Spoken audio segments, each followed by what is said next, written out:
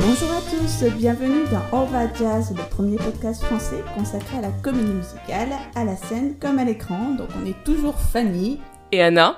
Et pour notre deuxième épisode de Table Ronde, on retourne au classique avec l'évidence même de la quintessence du genre au cinéma, une œuvre que tout le monde connaît, c'est-à-dire Chantons sous la pluie ou en anglais Singing in the Rain. La version scénique revient au Grand Palais. Elle a été créée au Châtelet en 2015, elle revient à partir du 25 novembre au Grand Palais. Elle devrait, d'après ce que j'ai compris, mais ça tarde un peu, venir sur Broadway un de ces jours. Donc c'est l'occasion de nous replonger dans cette œuvre qu'on connaît tous absolument par cœur. On va débattre donc du film de 1952 de Gene Kelly et Stanley Donen, mais aussi donc de ces différentes adaptations scéniques. Alors, avec nos deux invités, qui sont Ente Bin, maître de conférence en cinéma à l'université Paris 1 Panthéon-Sorbonne, où il donne notamment un cours sur l'histoire du musical hollywoodien, et qui est auteur ou directeur d'une vingtaine d'ouvrages et membre du comité de rédaction de la revue Policitif sous la plume de Yann Tobin. Et notre autre invité, c'est Pauline Le Gall, journaliste pigiste dans la culture, passionnée de comédie musicale et auteur du très bon blog gottadance.tumblr.com. Alors, on va d'abord poser à nos invités une première question qui est comment ont-ils découvert Chantons sous la pluie ? Est-ce qu'ils ont un souvenir à partager sur ce film qui est souvent la première comédie musicale qu'on voit ou celle qui donne le goût pour le genre ? Alors moi, en fait, non, c'est loin d'être la première comédie musicale que j'ai connue. C'était même devenu une sorte de film mythique, d'obsession. Parce que depuis que je suis gamin, mes parents, même ma marraine, m'emmenaient voir des musicales. Et par exemple, j'ai connu en premier, je pense, les films avec Fred Astaire et Ginger Rogers, qui passaient dans un grand cinéma près de l'Opéra qui s'appelait le Studio Universel, où ils passaient des dessins animés et des musicales. Comme quoi, c'était considéré comme des films pour enfants ou pour jeunes, en tout cas pour les jeunes spectateurs. Et du coup, je commençais à être jeune cinéphile, je devais avoir 13-14 ans, et puis je commençais à lire sur le genre, à regarder des livres avec des photos, et évidemment, Chantons sous la pluie, c'était le grand classique partout cité, mais c'était une époque, c'était avant la vidéo. Là, je vous parle du début des années 70, et en fait, pour voir des films de patrimoine, des films anciens, il fallait juste attendre qu'ils soient programmés en salle ou attendre qu'ils passent à la télévision ou à la cinémathèque. C'était et encore, comme j'étais parisien, la cinémathèque française, c'était déjà un vivier extraordinaire. Bon. Mais ça faisait longtemps que Chantons sous la pluie n'avait pas été réédité.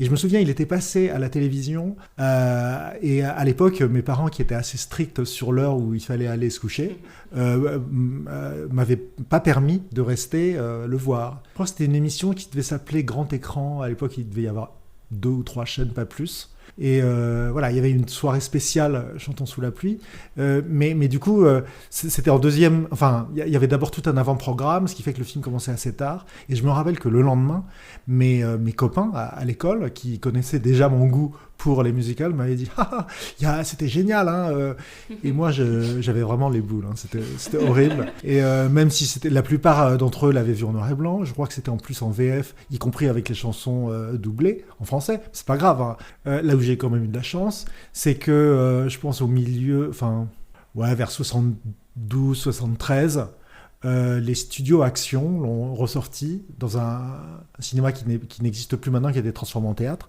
C'est l'Action République. Et c'est une copie neuve, Technicolor. À l'époque, on tirait encore des Technicolor trichrome extraordinaires. Et je me souviens, j'y suis allé genre le jour où c'est sorti, parce que ça avait été annoncé dans leur programmation. Il y avait une queue qui faisait quasiment le tour du pâté de maison. Et il y avait une excitation extraordinaire, c'était fabuleux. Et voilà, et je pense que je suis resté 2 séances de suite, parce qu'à l'époque on pouvait, c'est le cinéma permanent. Alors c'était un peu long comme introduction, mais... Merci pour ce souvenir.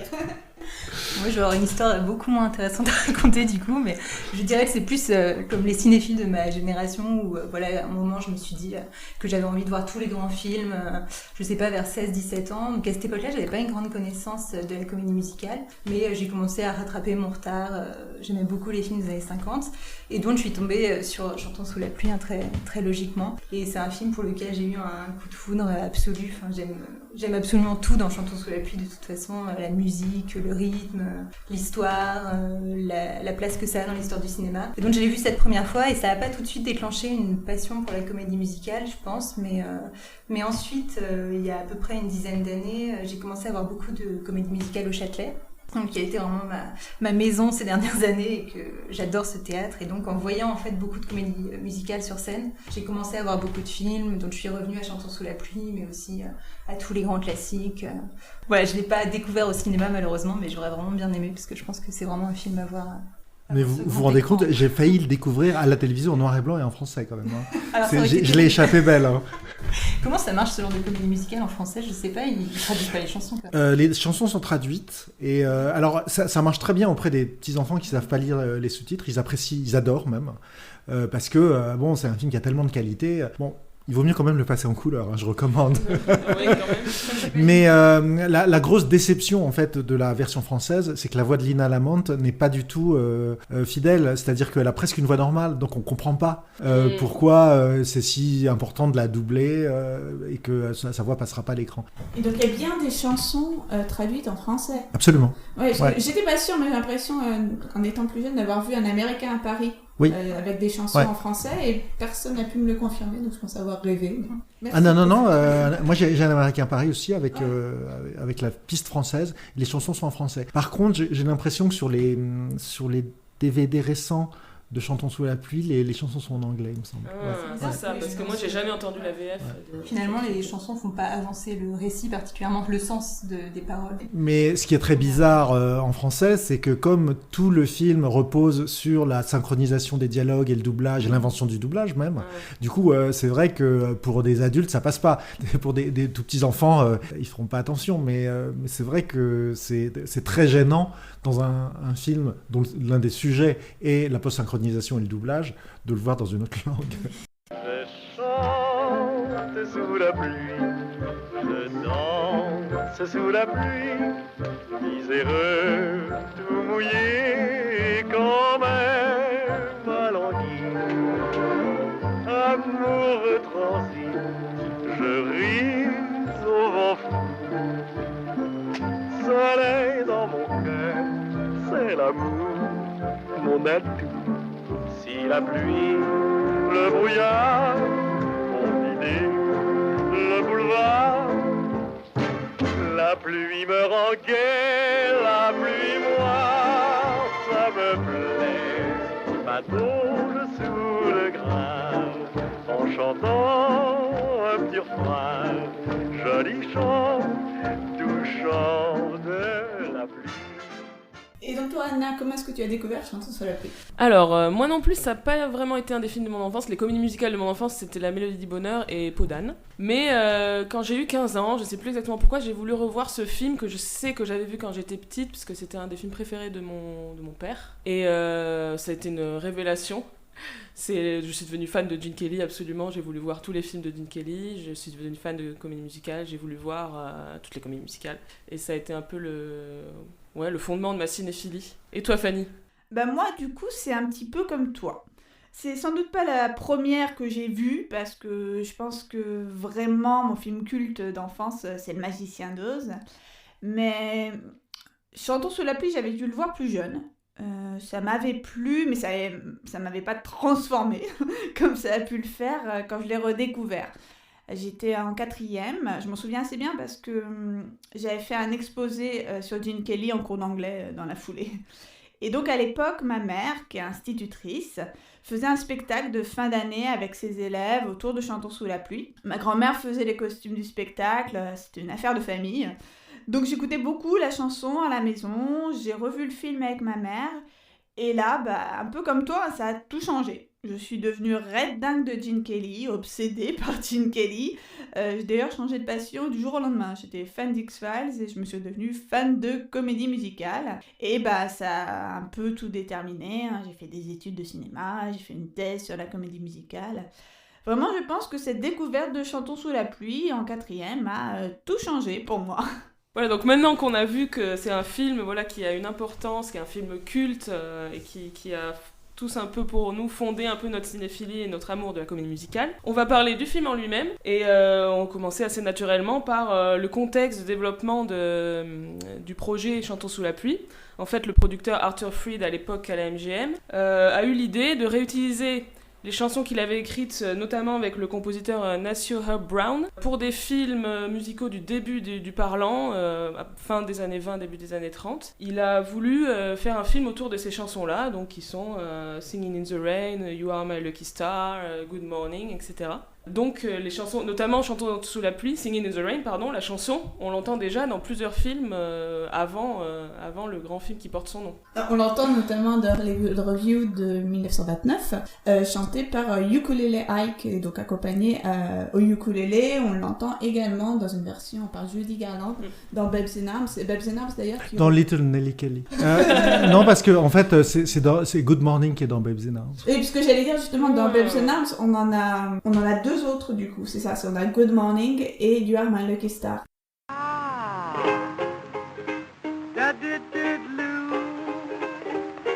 I'm singing in the rain, just singing in the rain. What a glorious feeling, I'm happy again. I'm laughing at clouds so dark up above. The sun's in my heart and I'm ready for love. Stormy clouds chase everyone from the place and come on with the rain. I've a smile on my face. I walk down the lane with a happy refrain and singing, singing in the rain. Oh, I'm singing in the rain. I'm happy again. My troubles have fled. A rainbow's ahead. I'm singing, I'm singing in the rain. Et du coup, il y a deux chansons qui ont été composées en plus pour le film Singing in the Rain. C'est Moses Supposes, qui a pour le coup été composée par Roger Edens, donc c'est pas une chanson d'Arthur Freed. Et la fameuse Make 'Em Laugh, qui a été conçu comme étant... on a demandé à Arthur Freed, on lui a dit il faudrait un numéro qui ressemble à Be a Clown de Cole Porter, donc chanson très connue qu'on entend notamment dans Le Pirate de Vincent Minnelli. Et il est revenu avec une chanson qui était une copie de Be a Clown et que personne n'a osé lui dire que c'était quand même un peu problématique, donc on l'a tourné comme ça. J'ai l'impression que des gens ont essayé de lui dire et que, de toute façon, des gens l'ont dit à Cole Porter, qui, très grand seigneur, et qui continue à travailler avec Arthur Freed, a décidé de ne pas donner suite. Choisi d'ignorer. Oui. Parce que ça, en fait, ça sautait aux yeux et aux oreilles de tout le monde. Donc, Chantons sous la pluie, c'est le deuxième film en collaboration de Gene Kelly et de Stanley Donen, après On the Town, Un jour à New York, et avant It's Always Fair Weather, Beau fixe sur New York. Ce que j'ai lu d'intéressant, c'est que Freed, puisque le film était basé sur ses chansons, il imaginait plus que ce soit un film de chansons, de chants. Et Kelly a vraiment insisté pour que ça soit un film de danse, et ce qui est devenu le film, c'est quand même un film de danse principalement. On peut aussi évoquer les scénaristes du film, qui sont Betty Comden et Adolph Green. On a déjà parlé dans un des podcasts consacré à... Wonderful Town, tout à fait. Et c'était aussi les scénaristes de On the Town, et aussi de Tous en scène. Enfin voilà, ils sont partout dans la comédie musicale de la MGM. Ils ont trouvé l'idée à partir des chansons d'Arthur Freed, qui dataient du début du parlant. Ils ont trouvé l'idée justement de situer l'action du film au moment où ces chansons ont été écrites, c'est-à-dire au moment où le cinéma passait du muet au parlant. D'abord, il y a eu l'idée de situer ce film dans ces années-là. Puis, en deuxième tour de table, l'idée que ça se situe à Hollywood. Et au départ, il devait s'agir, je crois, d'un cow-boy chantant. Et ils avaient pensé à Howard Keel, qui venait de faire ses débuts dans Annie Get Your Gun, Annie Reine du Cirque. Qui refera un cow-boy dans Calamity Jane. Absolument. Et qui avait un physique de cow-boy. Et à partir du moment où ils ont pensé que Gene Kelly serait idéal pour jouer le rôle, c'est évidemment là que le film est devenu plus un film de danse qu'un film de chant. Et Gene Kelly, faut dire, à cette époque-là, était sur le point de devenir une méga superstar. Un Américain à Paris n'était pas sorti, mais tout le monde déjà en parlait. Et voilà, on pouvait rien refuser à Gene Kelly en 51-52. Ils referont d'ailleurs la même transposition quand Minnelli dirigera Brigadoon, mettra en scène Brigadoon, qui au départ était un musical essentiellement de chant de Lerner Hello, transformé par Kelly, Minnelli, Fried en dance musical. Du coup, aussi, Gene Kelly a vraiment apporté une place vraiment importante dans l'histoire de la danse, mais il a aussi influencé beaucoup le style des autres comédiens sur le tournage. Et du coup, on sent vraiment sa patte tout dans le film. Enfin, moi aussi, je suis une grande fan de Gene Kelly. Je voulais juste dire. Donc il y a Gene Kelly et Stanley Donen. Qui les frères ennemis du musical, mais à l'époque, qui s'entendaient, paraît-il, très très bien. Donen étant comme une sorte d'alter ego de Kelly, qui a quand même 5 cordes à son arc et qui a une charge énorme sur ses épaules, puisque c'est la star du film. Les autres interprètes ne sont pas des stars. En fait, ils le deviendront, certains, grâce à ce film. Mais donc acteurs, chorégraphes, chanteur, danseur, donc, et co-metteur en scène, co-réalisateur avec Stanley Donen. J'ai vu une interview récente de Stanley Donen, qui est toujours parmi nous, et qui disait que quand même Fred Astaire était le plus grand danseur au monde. Donc j'ai quand même trouvé ça un peu triste qu'il lâche Gene Kelly comme ça. Mais bon. Je pense que depuis le tournage apparemment horrible de Beau Fixe sur New York, mais avec c'est pas le meilleur quand même. que moi j'adore, c'est un film que j'adore. Ouais, Mais ce qu'il y a, c'est qu'en plus c'est un film sur des amis qui se séparent. Et donc ce tournage s'est passé dans des conditions épouvantables. Et depuis le milieu des années 50, Kelly et Donen ne se parlaient plus. Je souhaitais partager avec vous une source que j'avais pu consulter pendant ma thèse, qui sont les Preview Card Reports, donc les rapports réalisés à l'issue des previews que les studios organisaient pour tester les films avant leur sortie en salle. Et donc, comme disait justement Bin, c'est vrai que Gene Kelly à l'époque, il est au firmament de sa staritude, et le rapport le souligne précisément. Je cite, c'est intéressant de noter que les films avec Gene Kelly ont des niveaux particulièrement hauts, des ratings, des notes particulièrement hautes. Donc vraiment, Gene Kelly porte le film. Mais ce qui est intéressant de constater à l'examen de ces reports, c'est que c'est pas lui qui est la star préférée, en tout cas le comédien préféré du film, c'est Donald O'Connor qui est donc 76% des spectateurs especially enjoy Donald O'Connor. Et notamment, plusieurs vont signaler l'importance de lui donner des rôles plus grands et l'importance de le réunir à nouveau avec Debbie Reynolds. C'est réclamé. Pourquoi ne faites-vous pas plus de films avec Donald O'Connor et Debbie Reynolds? Et bien, ça sera fait l'année suivante avec I Love Melvin de 1953. C'était le petit moment spectateur. Tout à fait. D'ailleurs, Donald O'Connor, pour le coup, c'est aussi dans l'idée que Kelly voulait un film de danse, tandis que Fried, au début, était plus sur un film de chant, c'est qu'il voulait reprendre Oscar Levant. Donc Fried voulait reprendre Oscar Levant, le comédien d'un Américain à Paris, qui jouait le pianiste. Ils étaient très amis, oui, parce que Oscar Levant était un intime de Gershwin. Donc Gene Kelly a insisté pour que ça soit un danseur et a trouvé Donald O'Connor, qui effectivement est assez exceptionnel. Mais d'ailleurs, ce qui est intéressant, c'est que dans la rivalité ou dans l'inimitié qui a fini par se développer entre Kelly et Donen, en fait, le terrain de réunion, c'était toujours Donald O'Connor. Moi, j'ai interviewé Stanley Donen et on lit la même chose dans les interviews de Kelly. Plutôt que de parler de leur co-réalisateur, il se focalise beaucoup sur Donald O'Connor qui remplit qui emporte tous les suffrages. Et à un moment, Donald O'Connor avait fait une déclaration. Il avait dit tout le monde s'attribue le mérite de Make 'Em Laugh. Je vais finir par croire que c'est pas moi qui l'ai interprété.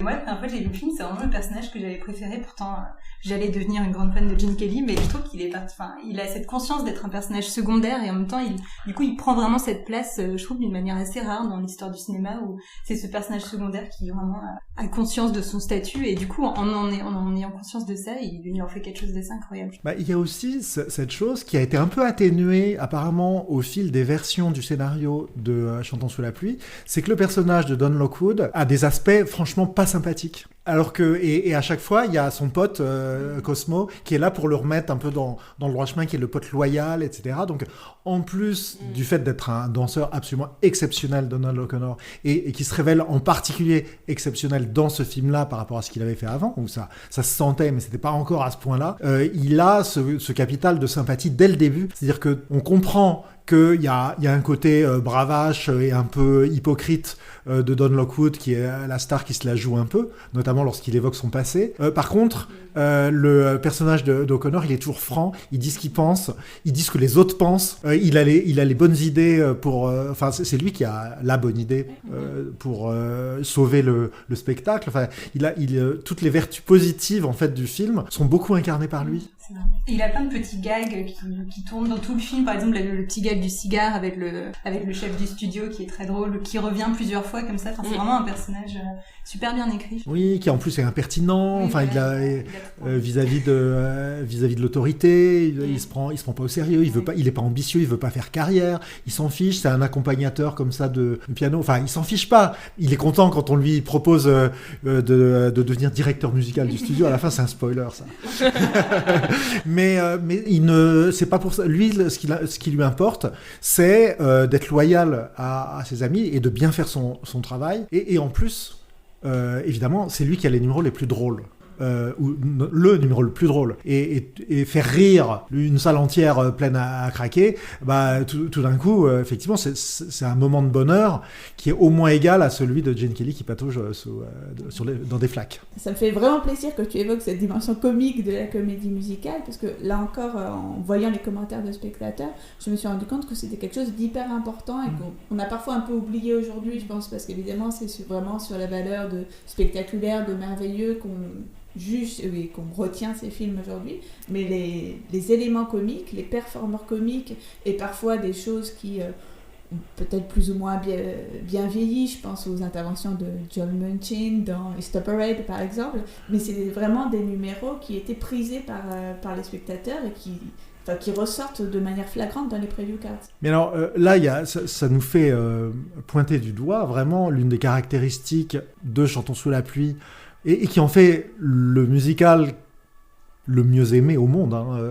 C'est pas un statut qu'il a eu tout de suite, mais au fil des ans et des décennies, je pense que, bon, admettons, par exemple, dans les années 30, vous aviez des films burlesques, des films comiques, avec des intermèdes musicaux. C'est ce qu'on appelait le musical relief. Et vous aviez des comédies musicales avec des intermèdes comiques, le comic relief. De la même manière que vous aviez aussi des drames avec du comic relief. C'est-à-dire que c'était des séquences ou des personnages qui étaient là pour contrebalancer un peu les autres aspects du film, que ce soit action, que ce soit mélodrame, que ce soit musique. Or, ce qui est extraordinaire dans Chantons sous la pluie, c'est que le film est d'une telle organicité, d'une telle unité, que tout est mêlé.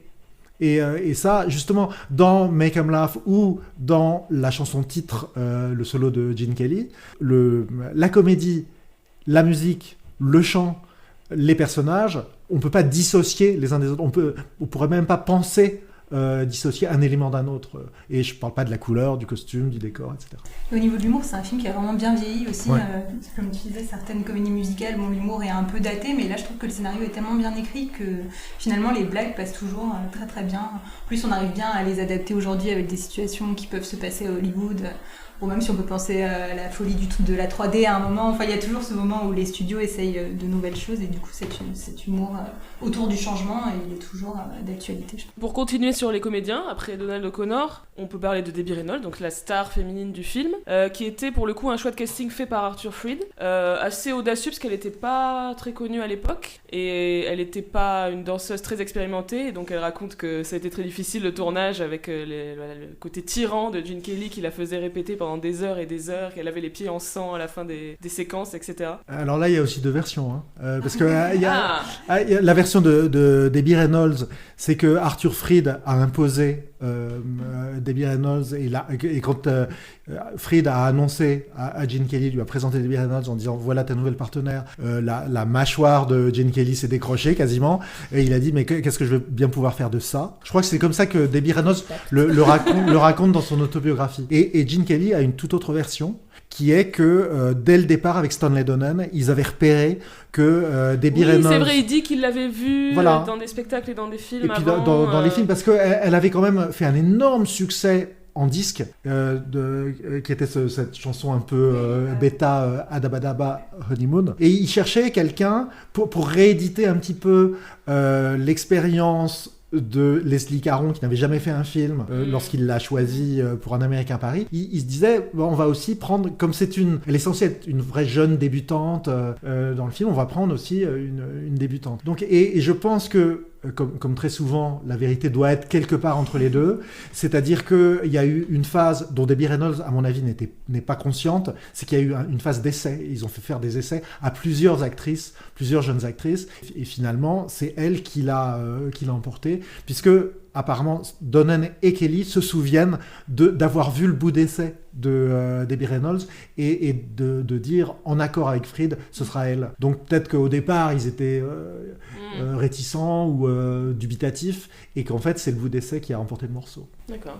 Et voilà, et je voulais aussi parler de l'autre comédienne du film, donc outre Sid Charisse, c'est Gina Gunn, donc l'interprète de Lina Lamont. Si j'ai bien compris, en fait, son personnage est inspiré de personnages que jouait l'actrice Judy Holliday à l'époque où elle était dans une troupe comique avec les scénaristes du film Betty Comden et Adolph Green. Donc un personnage avec cette voix au perché, etc.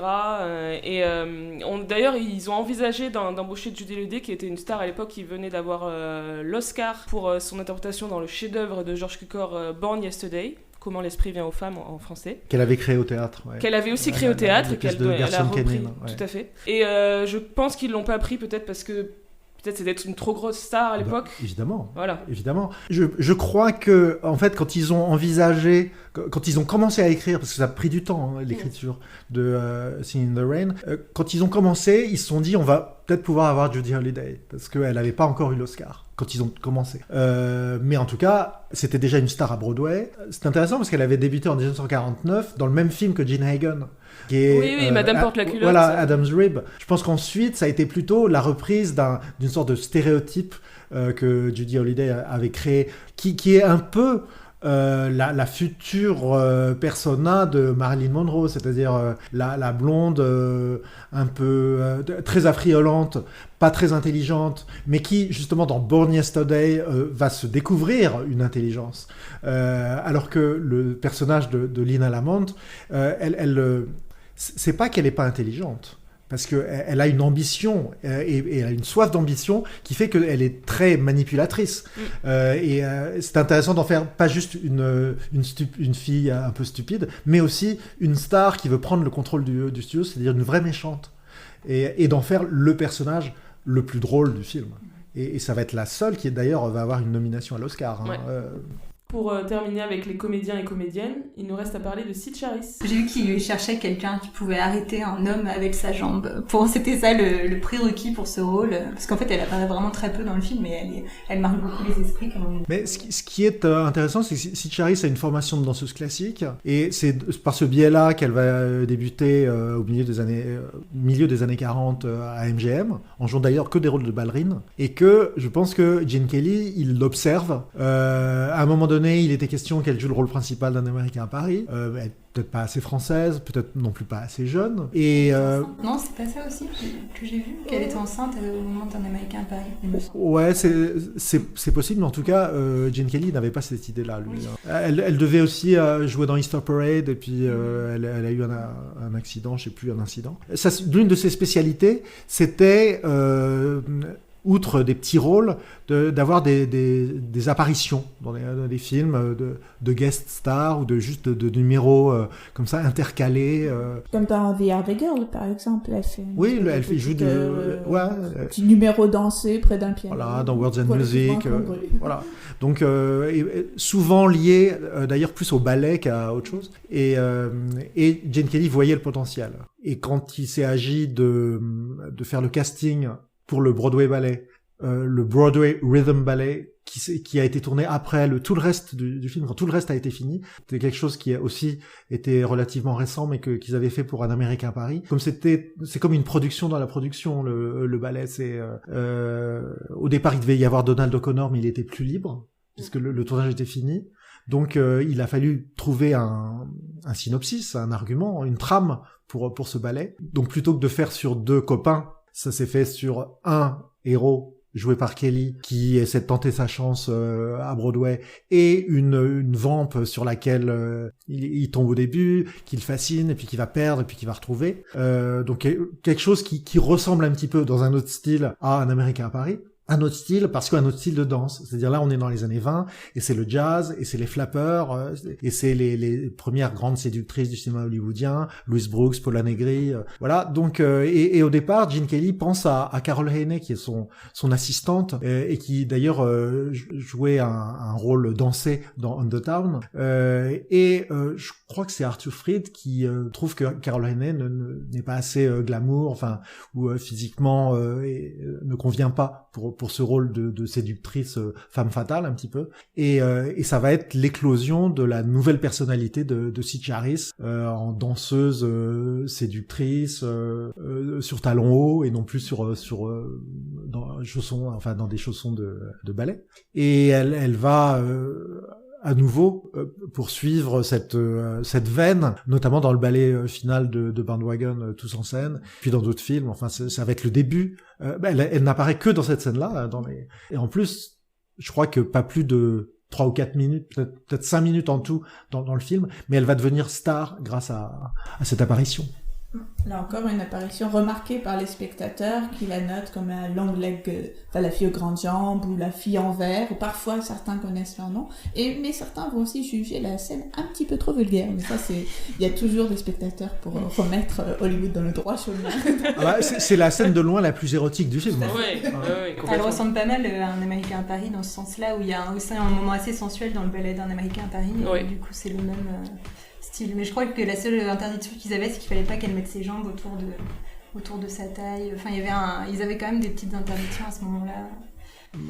Je crois que la séquence a fait un peu tiquer le production code, le Breen Office, c'est-à-dire le code d'autocensure, parfois appelé le code Hayes, qui était chargé à l'intérieur de l'industrie, c'est les producteurs et les distributeurs qui pratiquaient une sorte d'autocensure préventive pour que leur film ne soit pas interdit dans les États lors de son exploitation. Et là, effectivement, il y a eu des avertissements, on peut les trouver même sur Internet, il y a des mémos et des lettres concernant les tenues parfois déshabillées des personnages, donc attention, et puis ce numéro de séduction. Et apparemment il y a dans ce ballet un faux raccord manifeste qui est souvent noté d'ailleurs chez les fans, qu'on voit pas forcément à la première, un jump cut à la première vision, qui sans doute est dû à une pose peut-être un peu trop suggestive, sexuellement suggestive de Sitch Harris dans sa robe verte.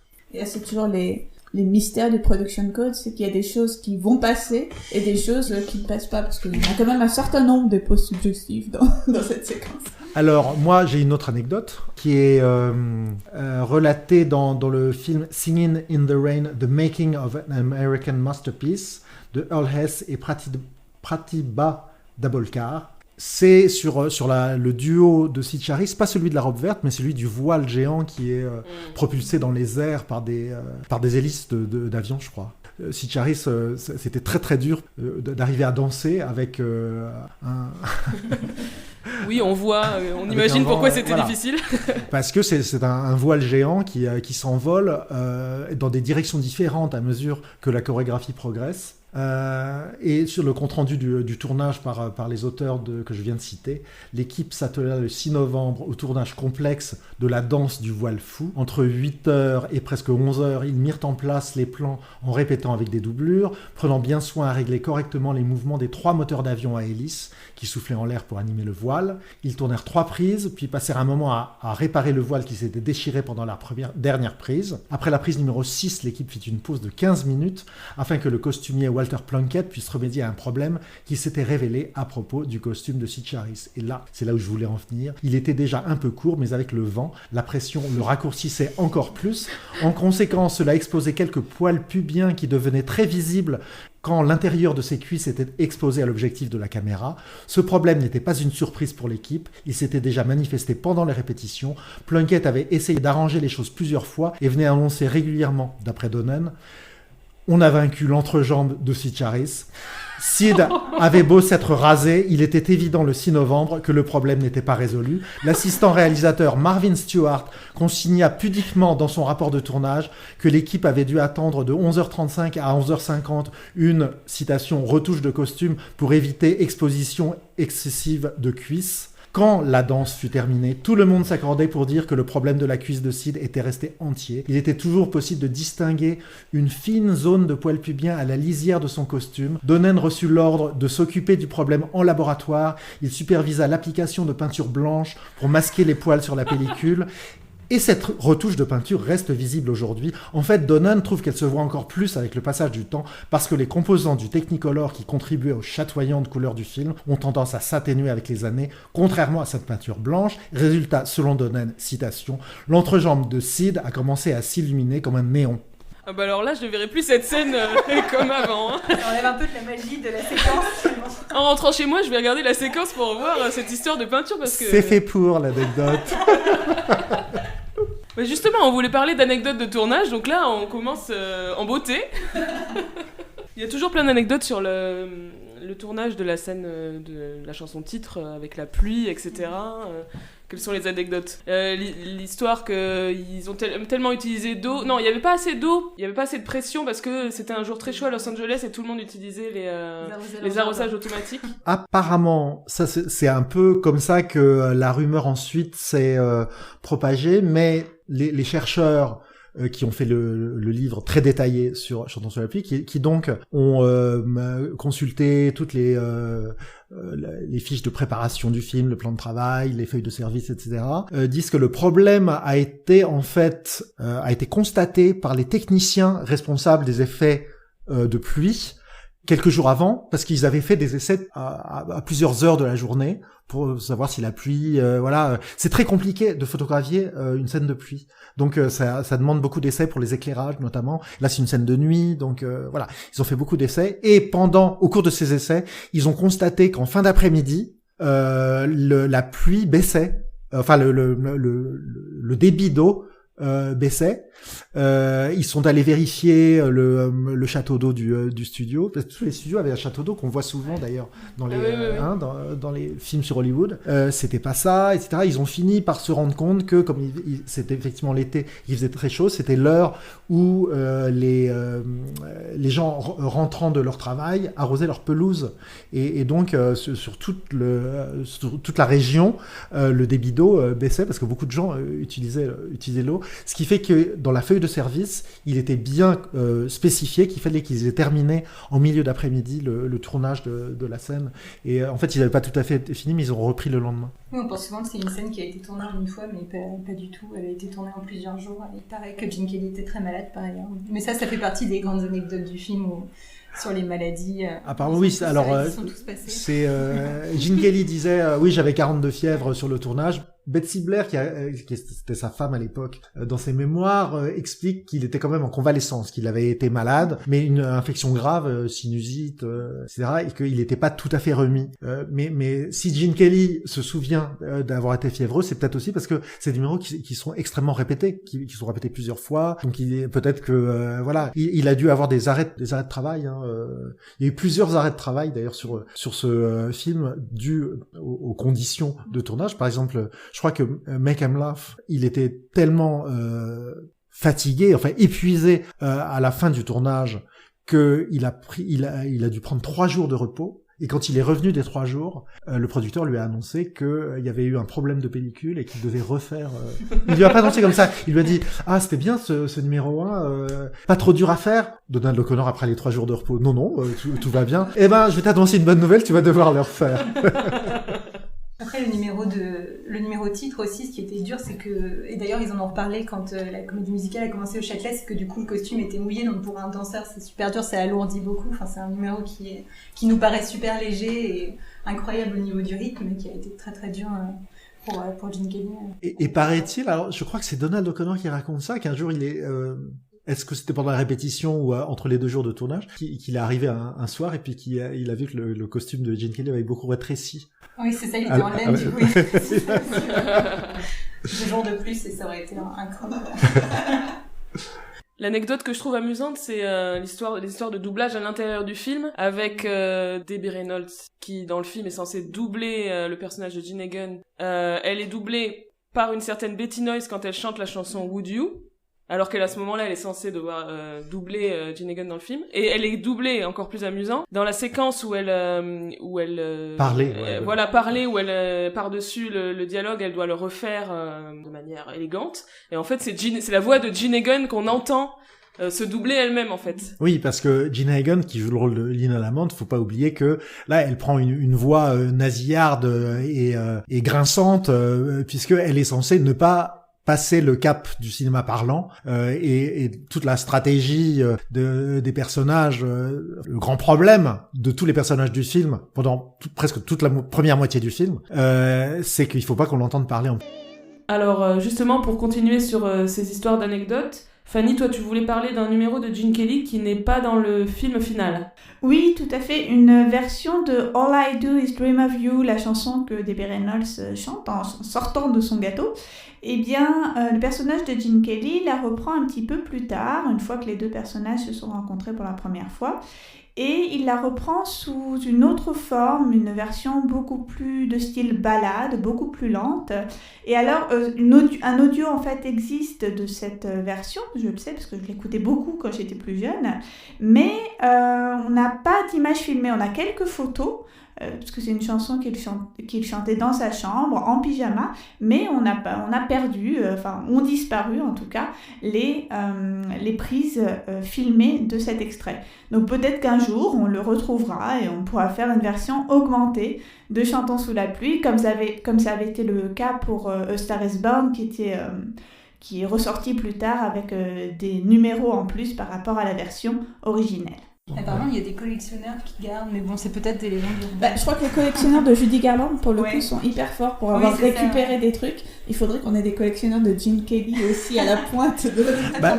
Ce qu'il y a, c'est que apparemment, c'est un peu différent parce que il me semble que pour Une étoile aînée, une partie des rushs avait été gardée puisque c'est un film Warner. Donc et Warner n'a jamais déménagé, enfin, je veux dire, n'a pas changé de main. Pour MGM, c'est un peu différent, mais là, comme ça, c'était dans une preview que ça a été constaté, le film n'a jamais été exploité. Comme ça, il n'y a même pas eu de première publique. Donc peut-être que même il n'a pas été mixé avec cette séquence-là, parce que pour faire le mixage définitif, peut-être qu'ils attendaient au dernier moment. Donc moi, j'ai un peu peur qu'on retrouve jamais.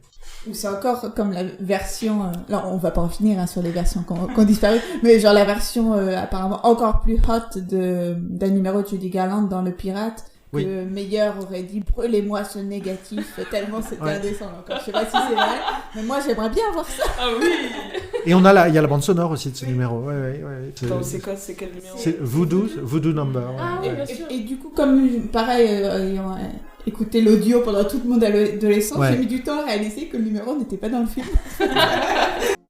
Vous souhaitez dire quelques mots peut-être sur cette place de ce film dans l'histoire à la fois du cinéma et du classicisme hollywoodien, parce que on l'a déjà dit, c'est un film sur le cinéma, donc c'est aussi sans doute pour ça qu'on l'aime tant, et il fait partie de cette grande série des films qu'on dit métafilmiques sur Hollywood du début des années 50. On a Sunset Boulevard, on a Les Ensorcelés de Minelli, qui sont d'autres films qui vont... La Comtesse au pied de mur. Et d'ailleurs, j'ai lu que Gene Kelly avait été envisagé pour le rôle principal de Boulevard du Crépuscule, finalement joué par William Holden, donc tout se recoupe encore une fois. Donc, et comme Danny Green avait adoré Boulevard du Crépuscule, je pense que ça fait partie ce qui les a inspirés. Disons que Lina Lamont, c'est la version un peu comique, ridicule de Norma Desmond, de l'héroïne de Boulevard du Crépuscule. Mais pas encore vieillissant. Non, c'est vrai. Ni Décati. Mais c'est vrai que c'est un film dont la stature n'a cessé de croître au fil des ans, parce que quand il est sorti, en fait, il est sorti en pleine promotion de Un Américain à Paris, qui venait de gagner l'Oscar du meilleur film, ce qui n'était pas arrivé pour un musical depuis très longtemps. Je crois depuis La Route Sommet d'Étoiles, qui est en fait pas un musical à 100%, en 1944. Et donc, plutôt que de mettre le paquet pour la promotion de Chantons sous la pluie, il y a eu une ressortie de Un Américain à Paris, ce qui fait que les deux films étaient un peu concurrents, alors avec la même star, et ça a forcé à un moment donné peut-être les gens à choisir, et l'un des symptômes de ça, c'est que d'ailleurs le film n'a remporté aucun Oscar, et il a eu très peu de nominations, à part celle de Jean Hagen, qui ne l'a pas eu, pour le meilleure actrice dans un second rôle, et puis un Oscar spécial, mais qui n'est pas voté, pour Gene Kelly. Et en fait, je crois que ce qui a beaucoup contribué à reconnaître le film comme un classique de plus en plus. D'abord, ça a été auprès du public. Il y a eu des ressorties du film dès la fin des années 50. Puis la télévision, énormément aux États-Unis. Puis, dans les années 70, la sortie de ces films d'anthologie, Il était une fois Hollywood, That's Entertainment, qui ont remis sur le devant de la scène les musicals MGM des années 30 jusqu'aux années 50. Et parallèlement à ça, il y a eu les chercheurs, les commentateurs, les historiens, les intellectuels qui se sont intéressés de plus en plus à l'histoire de Hollywood et à ce qu'on appelle la mise en abîme, c'est-à-dire le film dans le film, l'auto-réflexivité d'Hollywood parlant d'elle-même à une période où Hollywood elle-même est menacée par le système des studios est en déclin. Et parallèlement à ça aussi, des études de plus en plus sérieuses, d'ailleurs parfois presque trop sérieuse, sur le genre de la comédie musicale, qui est resté, qui est considéré quand même dans l'esprit des gens et de certains critiques ou esthéticiens du cinéma comme un genre frivole, léger, etc. Ce qui a amené justement les défenseurs de ce genre à le prendre encore plus au sérieux, comme pour légitimer un petit peu l'exégèse savante du genre lui-même, et en particulier du parangon du genre musical qui est Chantons sous la pluie. C'était juste pour abonder dans ton sens sur le côté, ça a mis très très longtemps à être pris au sérieux, et lorsque ça entre dans la théorie, c'est par le biais de la théorie sur le genre de la comédie musicale, enfin ce qu'on appelle la théorie des genres cinématographiques, notamment le livre de Rick Altman. Donc oui, c'est pas avant la fin des années 70 que ça commence à être pris au sérieux. Cela dit, il y a aussi le courant cinéphile français qui sont les seuls à vouloir réhabiliter le genre. Dès le début des années 50, lorsque naissent les cahiers du cinéma et positif notamment, qui s'opposent sur énormément de points, et la comédie musicale les réunit un petit peu. Mais ce qui est intéressant pour Chantons sous la pluie, c'est que en général, c'est le film que même les détracteurs de la comédie musicale aiment, parce que il y a plein d'autres choses que les aspects uniquement musicaux, chantés et dansés dans le film, qui plaisent au public. Simplement, peut-être sur le fait que, comme on l'a dit, c'est un film des années 50, au moment où le système des studios commence à être menacé. Moi, ce qui m'a toujours amusé, c'est de constater que les grands films qui restent comme les grands classiques de l'histoire de la comédie musicale, que sont Tous en scène, donc The Bandwagon et Chantons sous la pluie, sont finalement des films plutôt tardifs dans l'histoire du genre. Et ça, je pense qu'on n'en a pas toujours forcément très conscience. Je pense que c'est surtout parce qu'on est en France. Pour les Américains, il y a un premier âge d'or qui est les années 30, Busby Berkeley, Fred Astaire, etc. Ensuite, il y a les films MGM, notamment produits par Arthur Freed, à partir en gros de 39, Le Magicien d'Oz, mais surtout quand Freed et Minnelli font ensemble Le Chant de Missouri, Meet Me in St. Louis.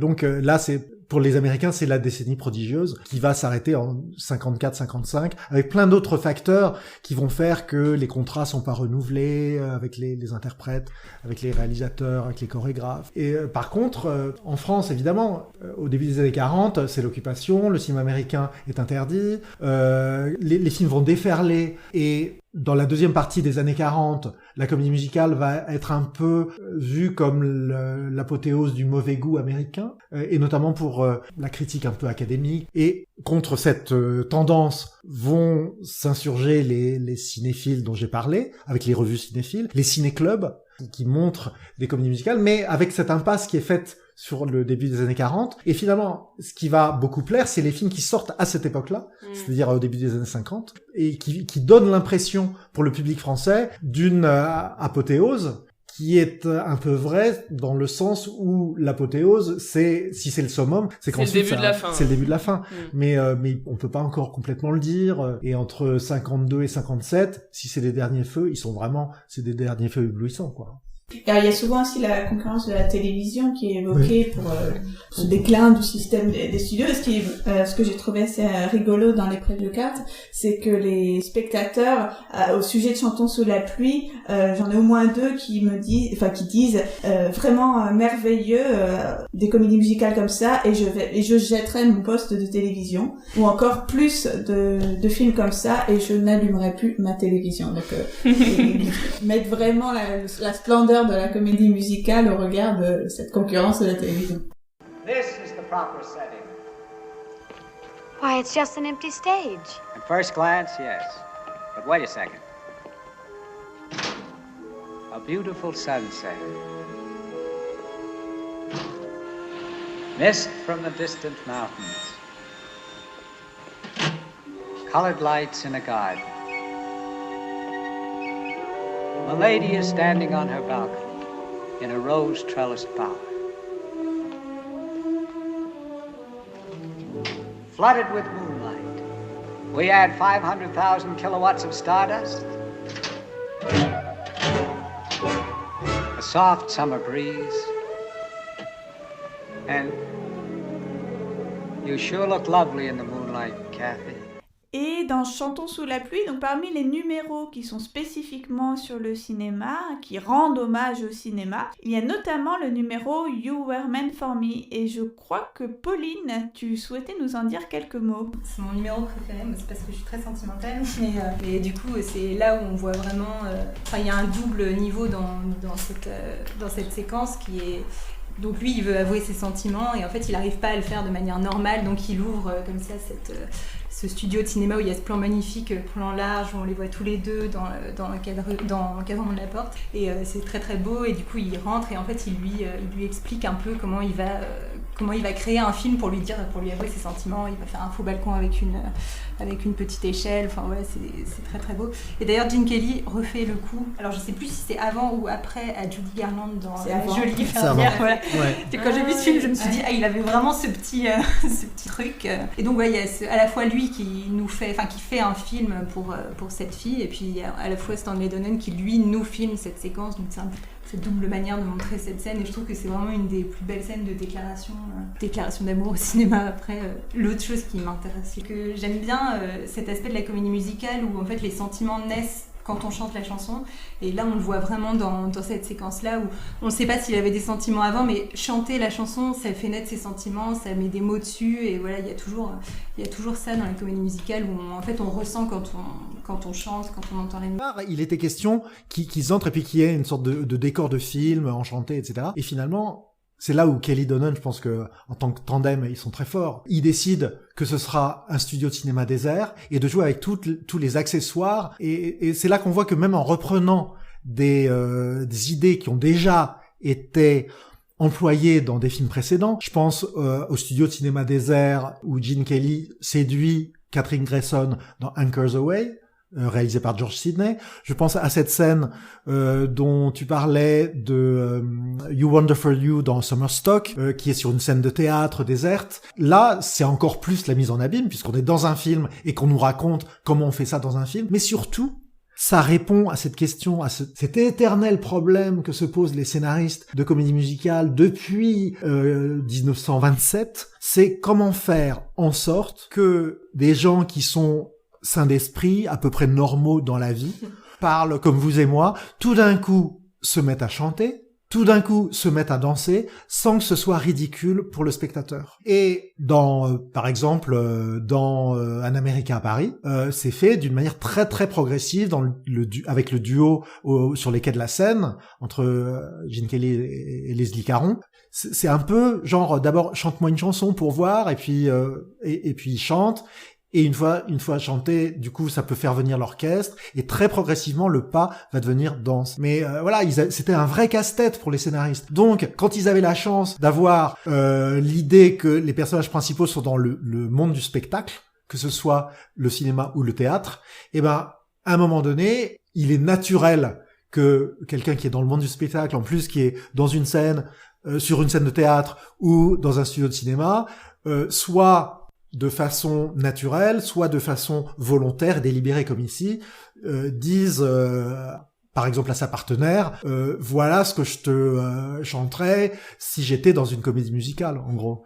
Il y a des commentateurs, il y a des historiens qui disent que c'est une des raisons pour lesquelles le genre est en désaffection dans les années 50, parce que le public, il y a le code de production de censure qui a un peu baissé les bras. Le public a envie de voir peut-être des choses, ou s'habitue à des choses plus réalistes, ou plus crédibles en tout cas à l'écran. À la fin des années 50, il y a même un retour du noir et blanc pour énormément de grands cinéastes qui avaient fait des films en couleur au début de la décennie. Donc le musical est censé représenter une sorte de genre factice où on n'est pas comme dans la vie, un peu ridicule. Et je me souviens quand Bob Fosse réalisera Cabaret, il dira moi quand j'ai débuté à la MGM, on pouvait montrer un personnage qui se met à chanter et à danser spontanément, mais maintenant je peux plus. Ce qui fait qu'en adaptant Cabaret, j'ai coupé toutes les chansons et toutes les danses qui n'étaient pas sur la scène du cabaret. Est-ce que je pense que ça fait 1 heure qu'on parle du film. Donc, on a dit vachement de choses, il y aurait encore vachement de choses de plus à dire, mais voilà, je me disais qu'on pouvait passer à la question de l'adaptation scénique du film. Donc, on essaie de se renseigner avec Fanny, mais c'est pas évident parce qu'en fait, il y a pas beaucoup d'infos sur les différentes versions, et notamment les versions qui datent des années 80. Donc, le film a été adapté sur scène à Londres d'abord en 1983, puis à Broadway en 1985, sachant que ce n'était visiblement pas la même version. Et nous, les versions qu'on connaît le plus, c'est donc celle de Londres en 2012, qui est une version complètement remaniée, où il y avait d'ailleurs ajout de chansons supplémentaires, dont You Stepped Out of a Dream, qui est une chanson composée par Nasir Herb Brown, mais pas du tout avec les paroles de Arthur Freed, et aussi l'ajout de la chanson chantée par le personnage de Lina Lamont. Et cette songlist de Londres 2012, si on ne se trompe pas après moult recherches, c'est aussi celle de la version qui s'est jouée au Châtelet en 2015. Et alors, petite anecdote, moi je l'avais vue, cette version-là, en France, ça avait pas bien marché, mais c'était en français, et c'était à la Porte Saint-Martin. Et c'était assez intéressant parce que c'était les dialogues étaient en français et les chansons étaient en anglais. L'interprète principal, je me souviens plus de son nom, c'était un Américain, donc quand il parlait, il avait l'accent américain, et du coup, c'était dans mon souvenir assez réussi, mais évidemment beaucoup moins spectaculaire et beaucoup moins parfait que la production récente de Jean-Luc Choplin au Châtelet, mise en scène par Robert Carson. Parmi donc les différences notables, il y a celle que j'aime vraiment beaucoup, c'est justement le fait que Lina ait droit à une chanson. Je m'interroge toujours sur dans les films musicaux ou même dans les pièces, qui sont les personnages qui ne chantent pas et pourquoi.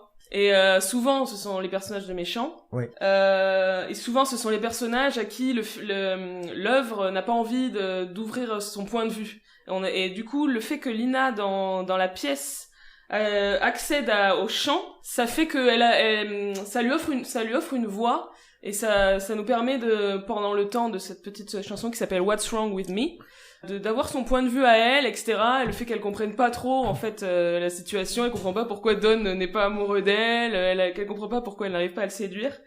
Et voilà, j'aimais bien cette idée de réhabiliter le personnage de Lina à travers. Et donc cette chanson de Lina, elle est bien dans la version de Londres et celle de Paris. Oui, tout à fait. Et l'autre différente que j'avais trouvée amusante, c'est dans le numéro Moses Supposes, le fait que la prof de diction vienne compléter le duo, donc qui dans le film est entre Don et Cosmo, et elle vient danser avec eux.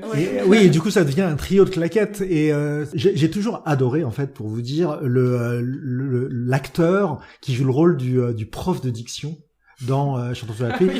Moses Supposes est un numéro qui est très sous-estimé parce que comme il y a beaucoup de moments comiques et de gags dans ce numéro, on a tendance à sous-estimer sa chorégraphie, qui est sans doute l'une des plus virtuoses en termes de duo de claquettes de l'histoire du cinéma. Mais moi j'adore en fait ce vieil acteur dont on peut le vérifier sur IMDb, qui s'était fait une spécialité dans les années 40 de jouer le rôle de Hitler dans les films de guerre. Il a joué 11 fois le rôle d'Hitler. Et là, il fait le prof de diction, un petit peu dictatorial, mais qui arrive pas du tout à ses fins, et qui finalement est complètement dépassé, puis un peu subjugué par ce qui se passe autour de lui avec ces deux merveilleux danseurs. Ce qui est marrant, c'est que autant il est subjugué dans le film, enfin le prof est littéralement renversé par les danseurs, ici, dans la version scénique du Châtelet, comme elle prend part à la danse, il y a quelque chose d'encore plus fort quand t'as cette idée d'entraîner dans le bonheur et dans l'effervescence, par la claquette. Alors, qui ici a vu à la fois la version de Londres et la version du Châtelet ? Moi. Je connaissais la réponse. Et donc, tu avais quelques différences que tu avais notées entre les deux versions ? Alors, la première différence, donc entre la production de Londres de 2012 et celle du Châtelet en 2015, enfin, en tout cas, la différence qui m'a vraiment frappée aux yeux pendant le cours de la représentation, c'est à propos de Make 'em Laugh. Je pourrais pas être très précise au niveau de la chorégraphie, car vous le savez, les captations sont rares et il est donc compliqué de voir où se situent les différences entre les deux chorégraphies. Mais ce que je me rappelle vraiment, c'est que j'ai été conquise par la version de Londres. Alors, il faut dire que c'est le même interprète que j'ai pu voir à Londres et à Paris dans le rôle de Cosmo Brown. Il m'a donc beaucoup plu dans la version de Londres, avec une chorégraphie très acrobatique et qui surtout jouait beaucoup sur la connaissance du film par les spectateurs de la pièce. En fait, je m'explique. Par exemple, à la fin du numéro, dans le film, Donald O'Connor effectue une série de sauts spectaculaires en marchant sur un mur, donc c'est évidemment moins facile de le faire à la scène, d'autant qu'il faut chanter en même temps que l'on danse, il n'y a pas de post-synchronisation sur une scène de théâtre. Donc en fait, dans la version de Londres, il y a des accessoiristes qui passent, parce que le numéro, comme dans le film, se déroule sur un plateau de tournage. Donc des accessoiristes passent et portent un mur. Et à ce moment-là, Cosmo fait mine de s'élancer vers eux avec le roulement de tambour caractéristique qui est dans le film. Mais finalement, il ne le fait pas. Donc il y a vraiment cette petite note humoristique avec ce jeu dans les attentes du spectateur par rapport au film. Mais des traits d'humour qui fonctionnent aussi en fait si on n'a pas vu le film. Donc ça vraiment, ça m'a beaucoup plu. Et c'est pas quelque chose que j'ai retrouvé dans la production du Châtelet. En tout cas, le jeu avec le film me semblait pas aussi présent dans ce numéro. Donc voilà, c'est vraiment mon ressenti de spectatrice un petit peu sur le vif. La chorégraphie de la version du Châtelet, elle m'a semblé moins spectaculaire, moins acrobatique, et j'ai trouvé ça un peu dommage, d'autant que je savais que l'interprète était capable, puisque c'était le même. Voilà, c'est juste un petit regret par rapport à ce numéro, mais qui est peut-être simplement lié au fait que c'est un numéro que j'aime beaucoup dans le film, donc voilà. Et un autre choix de la production du Châtelet qui m'a pas énormément plu, c'est celui des costumes. Alors, autant la production de Londres a fait le choix de costumes très flamboyants, vraiment un hommage au Technicolor du film, qui je pense est une des raisons pour lesquelles on aime le film. Et le parti pris de la production du Châtelet, c'était au contraire de faire des costumes en noir et blanc, selon, je crois, le costumier qui explique en fait que c'est pour évoquer de façon plus directe l'époque dans laquelle c'est censé se passer, donc c'est-à-dire les années 20. Je pense que c'était une idée du metteur en scène, de Robert Carson. D'accord. Je crois, puisque c'est pas que les costumes, c'est aussi les décors. Donc les décors sont en noir et blanc. Et moi, ce que j'ai trouvé intéressant, d'abord, je les ai trouvés très beaux. Et ce qui est intéressant, je trouve, c'est que ça aiguise chez le spectateur le désir de couleur qui n'apparaît que dans le final. Et à la fin, on a une sorte de déluge de couleurs et qui correspond à l'un des principaux moteurs finalement du scénario ou du livret de Chantons sous la pluie, qui est d'un spectacle problématique, on va arriver à faire un spectacle qui est spectaculaire et chatoyant en le transformant en musical. Donc voilà, ils ont élargi cette idée-là à l'ensemble de la mise en scène avec c'est vrai que c'est très radical, mais je trouvais moi pour ma part que c'était assez beau et assez réussi parce que le noir et blanc est de toute façon préférable au bariolage quand les couleurs sont pas réussies. Mais là, en l'occurrence, quand les couleurs arrivent, du coup, on est comme saisi par le final. Les gens sont avec des parapluies de toutes les couleurs et puis les cirés jaunes du prologue du film qui réapparaissent à ce moment-là. Moi, j'ai eu un peu l'impression inverse, c'est que quand ils sont arrivés tous avec leurs costumes super colorés, je me suis dit « Oh non, mais ça aurait dû être plus comme ça !» Enfin, j'avais un peu un regret du reste de la pièce, donc plutôt finalement une frustration. Je suis assez d'accord que moi, le noir et blanc m'a un peu bloqué. Ça manquait un peu de folie, je trouve. Bon. j'ai quand même pris mes places pour le Grand Palais. Oui, du coup, sur la question de l'adaptation, il y avait cette histoire des écrans en fait qui apparaissent, parce que c'est quand même une œuvre qui parle de cinéma, donc c'est facile de la mettre en scène dans un film, mais qu'est-ce qu'on fait du cinéma au théâtre en fait? Du coup, je ne connais pas la version de Londres. Et dans la version de Châtelet, il y avait beaucoup ces écrans en haut de la scène. C'est vraiment un choix du Châtelet que moi, personnellement, je n'ai pas du tout aimé. Enfin, vraiment, ça m'a beaucoup choqué au début. Enfin, je suis désolée d'employer ce mot, mais c'est ce que j'ai dit à tout le monde après l'avoir vu. J'ai trouvé que ça faisait vraiment tarte, en fait. Du coup, encore une fois, désolée, mais le Châtelet présente Chantons sous la pluie comme un générique de film. Ça m'a beaucoup déplu. De toute façon, la question de l'utilisation des écrans au théâtre, c'est toujours épineux, hein. C'est compliqué d'utiliser les écrans. Ce qui est intéressant, c'est que depuis toujours, les films musicaux empruntent à Broadway, empruntent au théâtre, et les adaptations... c'est vrai que c'est quand même plus facile de ne pas avoir à payer quelqu'un pour écrire des chansons, etc. Et puis on est sûr que c'est déjà des succès. Enfin, un petit peu comme à Bollywood où on lance les chansons des films des mois avant pour que comme pré-marketing ou comme teaser des films. Donc dans le sens Broadway vers Hollywood, ça a toujours été c'est une tradition. Dès les premiers films musicaux, il y a des hommages à Broadway, peut-être aussi pour justifier cette convention qui est très acceptée au théâtre, que des personnages peuvent chanter et danser. Il y a cette théâtralité qui est souvent insistante dans les films musicaux. Et de façon générale, jusqu'à assez récemment, les transpositions de musicals originellement écrits pour le cinéma sur la scène n'ont jamais vraiment très bien marché. Meet Me in St. Louis. Ouais. Du coup, on avait des exemples de films notamment de la Fruit Unit qui ont été adaptés sur scène. Il y a Gigi, qui donc date de 58, a été adapté en 73 à Broadway. Meet Me in St. Louis, 89. Récemment, évidemment, en Américain Paris. Ouais. Qui a pour le coup eu beaucoup de succès au Châtelet puis à Broadway. Une production française, hein, c'est rare. Française. Qui part à Broadway après. Ouais. Et à Londres. Et à Londres, exactement. Et il y a aussi un des grands succès c'est pas la Fruit Units, mais 42nd Street, pour le coup, adaptation d'un film. Oui, ça c'était un peu l'exception, c'est-à-dire 42nd Street a été un succès dès sa création, mais parce que c'est pas non plus une adaptation d'un seul film, c'est une sorte d'hommage, voilà. Quand même, les book musicals, c'est-à-dire les musicals à livret du cinéma adapté finalement au théâtre, enfin ont beaucoup tenté pendant très longtemps et n'ont pas tellement réussi. Et je crois que le grand révolutionnaire étrangement dans cette réussite, c'était les studios Disney, parce que les dessins animés Disney adaptés sur scène ont tout de suite été des triomphes, ce qui a peut-être donné une sorte de confiance aux investisseurs de musical scénique dans l'adaptation de succès de l'écran, parce que il y a Le Roi Lion, Mary Poppins, Aladdin, etc. La Belle et la Bête. La Belle et la Bête, bien sûr. Bientôt, La Reine des Neiges. Oui, tout à fait. Après, moi, dans ce sens-là, j'ai quand même préféré Un Américain à Paris, parce que j'avais trouvé qu'au niveau chorégraphique, c'était plus spectaculaire. Enfin, j'avais préféré les numéros dansés, et du coup, j'ai préféré quand même Un Américain à Paris, Chantons sous la pluie. Et moi, non. Moi, j'ai préféré de loin Chantons sous la pluie. Moi, je sais même pas. Je préférais qu'ils aient pris plus de liberté avec l'histoire, mais je pense que c'est vraiment surtout à cause des danseurs que je trouvais très bon.